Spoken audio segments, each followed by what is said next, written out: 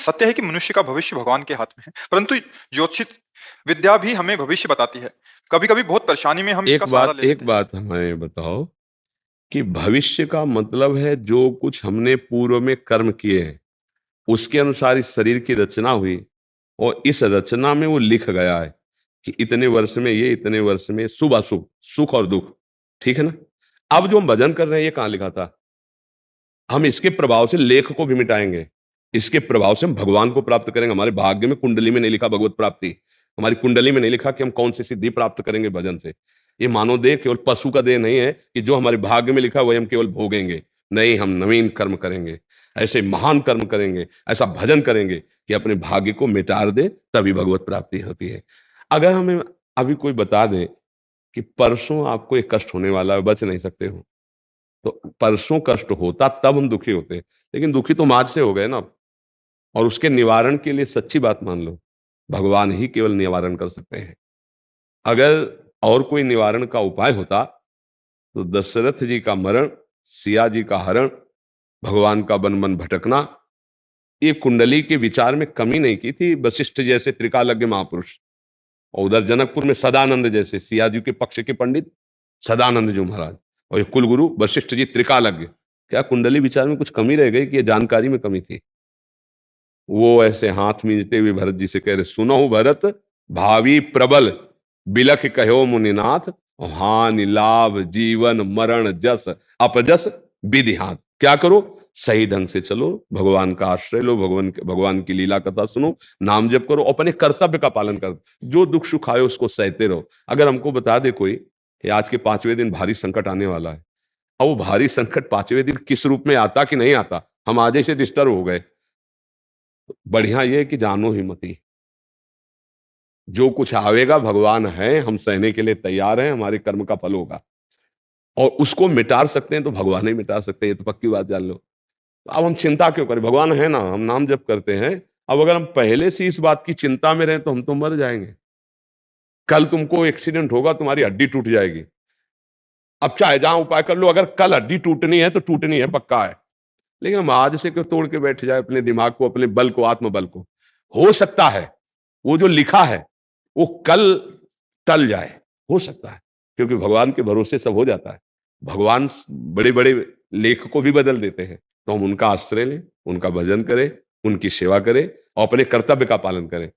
हाँ, अगर हम अपने जीवन को अच्छा बनाना चाहते हैं तो दूसरों को दुख कभी ना दें, तो तुम्हारा लिखा हुआ दुख बच जाओगे तुम। ये आपको अंदर की बात बता, किसी को दुखी देखकर उसके दुख में सुख प्रदान करने वाले सहयोगी बन गए तो तुम्हारा दुख मिट जाएगा।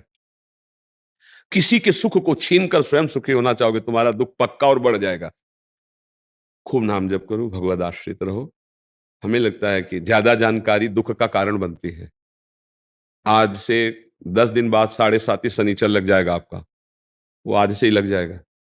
अब तुम चिंतित जब लगेगा तो हमारे भगवान है ना, वो संभालेंगे। तुम नाम जप करते भगवान के आश्रित है, जो दुख सुख आएगा देख लिया जाएगा। हम अपने सतमार्ग में चले तो निश्चिंत रहोगे, जो होना है सो होना है। जन्मेजय जी को पहले से पता चला कि परीक्षित जी को आज सांप काटेगा, तो सांप था ना, पूरी व्यवस्था की, बड़े बड़े मंत्रज्ञ, बड़ी बड़ी औषधि, बड़ी बड़ी व्यवस्था कि एक वायु भी वहां बिना आज्ञा के नहीं जा सकती, ऐसे मंत्रवेत्ता ऋषि बैठाल दिए, क्योंकि राजा थे। परीक्षित जी ने उन्हीं को तो मुकुट पहना करके तब फिर भागवत सुनी।